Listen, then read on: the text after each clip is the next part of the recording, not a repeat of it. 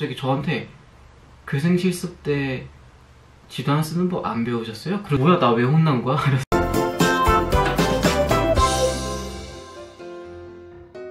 안녕하세요, 유도리 치도리입니다.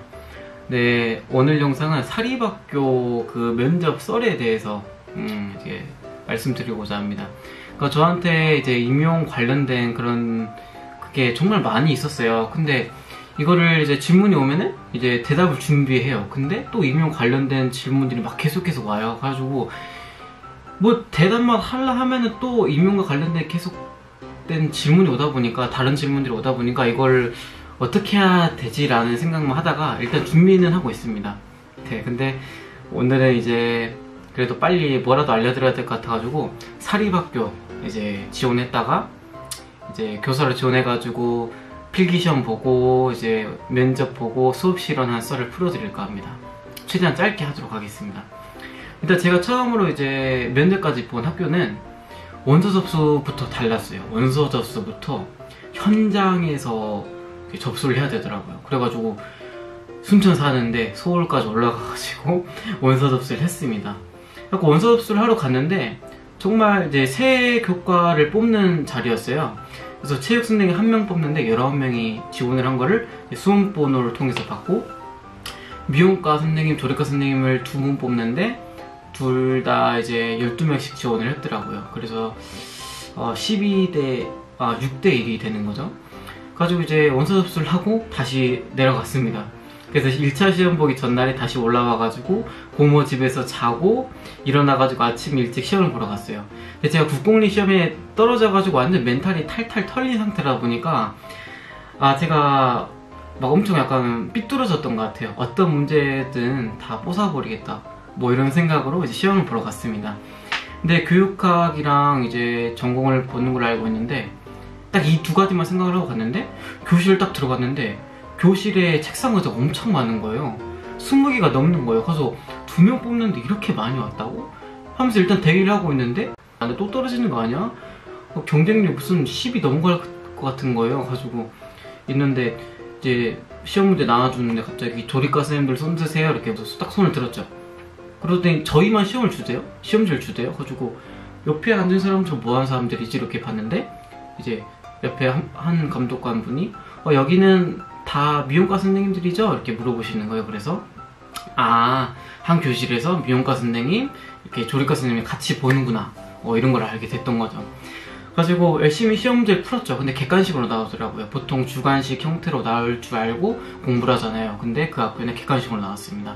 문제 난이도는 정말 제가 공부를 많이 해서 그런지 모르겠는데 정말 풀기 수월했던 것 같아요. 40문제 정도가 나왔는데 교육학 전공 다 합쳐서 5문제도 안 틀린 것 같아요. 그러니까 80문제 중에 5문제도 안 틀린 것 같아요. 그러니까 이거를 확신한 이유가 뭐냐면은 뭐 틀렸을 수도 있겠지만은 1, 2, 3, 4 뭐 보기 보면 1, 2, 3, 4, 5가 있잖아요. 1, 2, 3, 4, 5가 있잖아요. 그래 버리면 정답은 하나인데 나머지 4개가 정답이 아니에요. 그러면 그 이유가 다 있을 거 아니에요. 그걸 다 체크해 보니까 거의 틀린 문제는 없었다고 판단이 됐습니다. 지금 기억으로는 그래요. 그때 기억도 그랬고. 그리고 열심히 시험 문제 풀고 나왔는데 이제 다시 순천을 내려갔죠. 또 2차 준비를 열심히 하고 2차 시험 보기 전에 올라와가지고 고모 집에서 자고 다시 시험 보러 갔습니다. 가지고 시험 보러 딱 가니까 이제 지도안을 쓰러 가잖아요. 수업 시연을 하려면은. 가지고 이제 지도안을 쓰려고 이제 준비 중인데 갑자기 혹시 여기서 차 안 가지고 오신 분 손 들어주시겠어요? 이렇게 물어보시는 거예요. 행정실 직원분이. 가서 나 차 안 가지고 왔는데 차 가져와야 되나? 준비물에 그거 없었는데? 하고 일단은 뭐 손 들었죠. 그냥 뭐 없으면 없는 대로, 있으면 있는 대로 뭐 이렇게 하는 거니까 뭐 그냥 손 들었는데 갑자기 저한테 교생 실습 때 지도안 쓰는 법 안 배우셨어요? 그러는 거예요. 가지고 아니 나 왜 혼나고 있지? 가지고 아니 저는 공고문에 그거 준비물 없었다, 못 봤다고 하니까 있었다는 거예요. 그래서 그래요? 이러고 있는데 갑자기 주변 쌤들 다 기다리고 있는데 저 때문에 막 딜레이 되고 있는 것 같은 거예요. 그래서 일단은 그거 없으면 없는 대로 쓸게요 이렇게 말했는데 갑자기 줄 테니까 이따 반납을 해달래요. 가지고 네 하면서 이제 썼죠. 지도를 열심히 썼는데 아니 없으면 그냥 내가 감점 먹게 된다면은 먹으려겠지만 감점 먹으면 감점 내가 먹는 건데 왜 내가 혼나야 되는 거지? 라는 생각을 하고 열심히 썼어요. 근데 이제 지도안 작성하고 이제 제가 마지막에 냈는데 낼 때 앞에 내신 선생님들이 보니까 다 잘 안 썼더라고요. 그래가지고 뭐야 나 왜 혼난 거야? 이런 생각을 하고 이제 수업 시연 하려고 대기실에서 준비를 했죠. 준비를 하고 있는데 이제 그분이 안내해 주신 분이 걱정하지 말라면서 긴장을 막 풀어주시더라고요. 아, 그때 너무 감동이었습니다. 그래서 이제 제 차례가 돼가지고 이제 올라갔어요. 올라가니까 면접실 옆에서 이렇게 대기를 하래요. 그래서 대기를 하면서 이제 어떤 질문 할까 이게 준비를 하고 있는데 엄청 간지나는 아저씨가 들어오시는데 저한테 혹시 그 면접 보러 오셨나요? 하면서 그 저희가 좀 잠깐 쉬었다 가려고 하는데 혹시 아래에서 조금 기다려 줄 수 있냐고 이렇게 이제 양해를 구하시더라고요. 그래서 네 뭐 알겠습니다 하고 내려가면서 생각을 했죠. 하긴 뭐 이분들도 면접 보느라 피곤할 텐데 하면서 면접 대기실에 앉아 있는데 이 시간이 너무 괴로웠던 것 같아요. 도망치고 싶은 생각이 너무 많이 들어가지고 너무 긴장이 되는 거예요. 뭔가 아까 수치심도 느껴지기도 했고 하니까 도망갈까 이런 생각을 하다가 일단 기다렸습니다. 그리고 제 차례가 와가지고 이제 올라가서 바로 수업 시연을 했어요.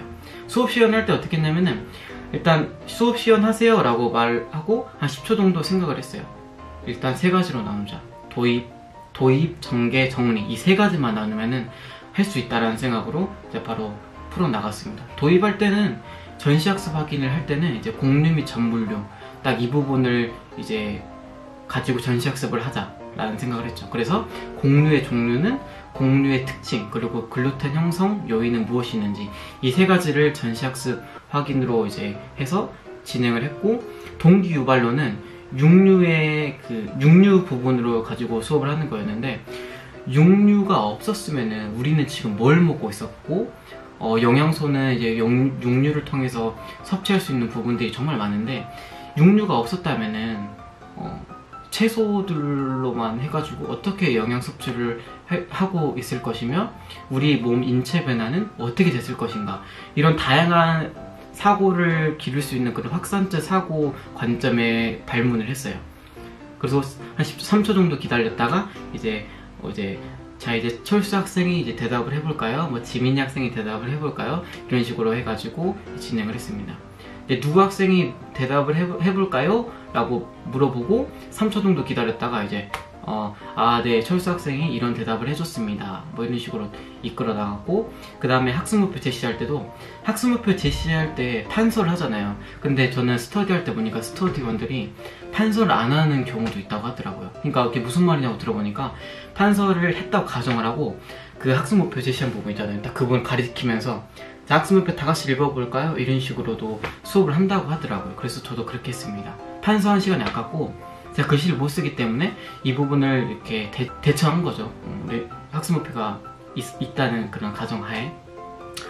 그리고 이제 전개를 할 때는 육류 부분에 대해서 기본적인 기본 개념 설명하고 육류에서 가장 중요한 뭐 옥시미오글로빈, 메트미오글로빈, 헤마틴 뭐 이런 것도 있지만은 사후 방직과 자가 숙성이 식품과 영양책에 나와 있기 때문에 저한테 지도안 쓰라고 나눠줬던 종이에 사후 방직과 자가 숙성이 있었던 걸로 기억을 하고 있어요.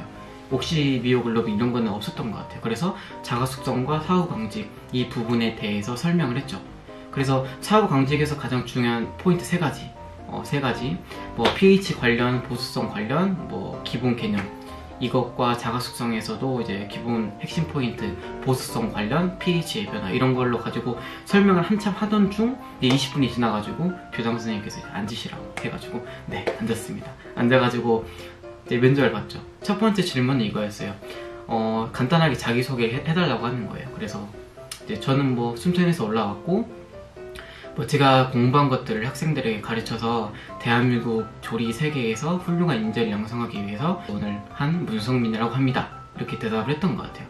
두 번째로는 이제 수업을 할 때 실습 수업인지 이론 수업인지는 이제 말씀 안 해주셨고 그냥 수업을 할 때 가장 먼저 무엇을 할 것인지 이렇게 물어보시더라고요. 그래서 속으로는 어떻게 대답을 해야 될지 어떻게 대답을 해야 되지라는 생각을 하다가 일단은 동기부여를 먼저 할 것이다 라고 말했어요. 왜냐면 교사한테서 가장 중요한 거는 전문성인데 그 동기부여를 어떻게 하는지 따라서 수업을 어떻게 이끌어 나갈 것인지 그런 길이 보이다 보니까 이렇게 대답을 했는데 갑자기 그분이 이제 조리과 실습실에는 안전수칙 뭐 그런 거 있나요? 이렇게 물어보시더라고요. 그래서 제가 네 있습니다.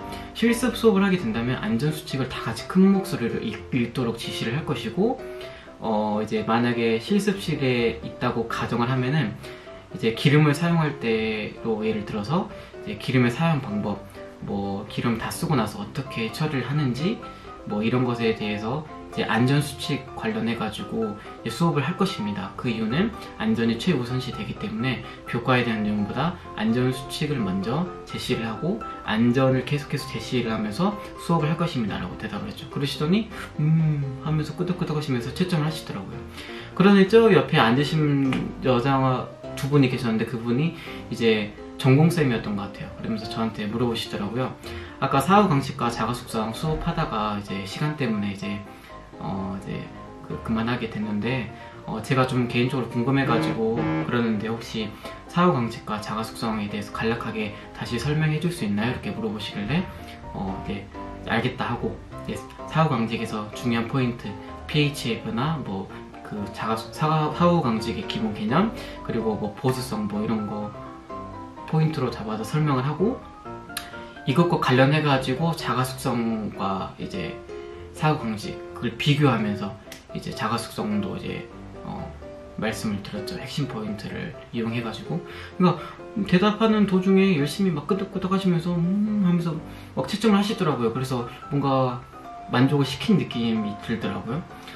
그러더니 이제 면접 대기실에서 봤던 간지나는 그런 그 선생님 그 아저씨 선생님이라고 해야 될지 모르겠는데 그 선생님이 이제 인문계를 다니셨는데 인문계와 특성화고등학교의 차이는 뭐라고 생각을 하십니까? 라고 물어보시는 거예요. 그래서 제가 인문계는 대학교, 특성화고등학교는 취업 이 목표를 가지고 학교가 경영이 된다라고 생각을 합니다. 그래서 학생들이 원하는 게 대학이면 이제 인문계 학생들이 원하는 게 취업 또는 이제 전문 기술이나 이런 걸 익히려면 이제 특성화고등학교를 가는 게 맞다고 생각을 하는데 어떤 학교가 좋고 어떤 학교가 나쁘다라고 말씀을 드릴 수가 없고 그렇게 생각하지도 않고 오로지 학생들의 목표가 이제 인문계에 맞다면 인문계 지나가는 게 맞고 학생들의 목표가 취업이고 일단 기술을 익히고 싶으면은 특성화고등학교를 입학하는 게 맞다라고 생각을 하기 때문에 학생들의 가치에 따라서 학교는 정말 달라진다라고 생각을 합니다 라고 대답을 했죠.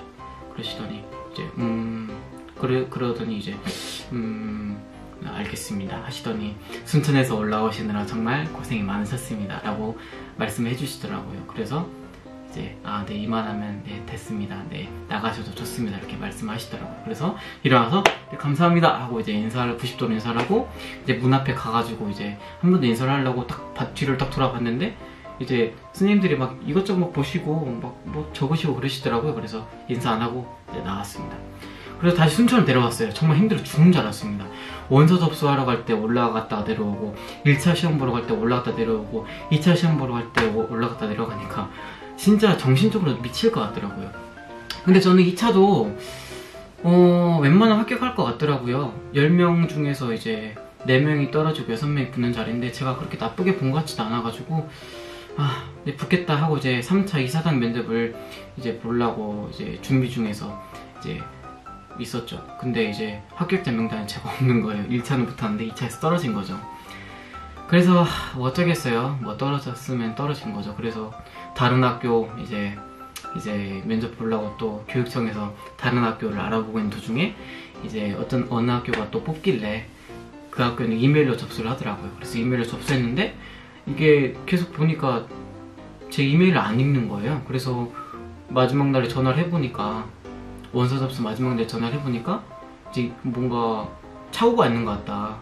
혹시 이메일 주소 잘못된 거 아니냐고 한 번만 확인해 달라고 하시더니 그럴 리가 없는데 하면서 확인을 했죠. 근데 숫자 1과 2가 있었는데 제가 그 숫자 1에 모르고 알파벳 L을 적어버린 거예요. 알파벳 L인 줄 알고. 그래서 그 학교는 이제 원서 접수도 못하고 끝나버렸던 거죠. 네. 제가 좀 한심했던 거죠. 저도 많이 급하고 하다 보니까 좀 감정적으로 행동했던 것도 있고. 그래가지고 이제 사립학교는 이제 한 학교는 이제 2차에서 떨어지고 한 학교는 이제 원서 접수도 제대로 못하고 끝나버린 그런 경우가 있었습니다. 네. 그래도 이 학교에서 정말 잘 생활하고 있기 때문에 저는 만족하고 있습니다. 만약에 그 학교에 지원했을 때 붙었으면 또 어떤 생활을 하고 있을지 좀 기대되는데 어찌됐든 저는 이 학교에서 만족을 하고 잘 살고 있기 때문에 네, 저는 만족하고 있습니다. 네, 이상으로 사립학교 면접 보고 시험 보는 썰에 대해서 말씀 들어봤는데요. 네, 국공립, 임용, 뭐 이런 관점에 대해서 준비해가지고 또 올려보도록 하겠습니다. 여러가지 질문이 오다 보니까 뭐만 준비해서 찍고 올리려 하면은 계속해서 다른 질문이 들어오다 보니까 이게 저도 너무 당황스럽더라고요. 임용 관련된 그 질문만 80개가 넘게 와요. 그러다 보니까 제가 함부로 이렇게 영상 찍고 바로 올려드릴 수가 없어가지고 그러니까 좀 이해 부탁드립니다. 네, 이상으로 영상 마치도록 하겠습니다. 감사합니다.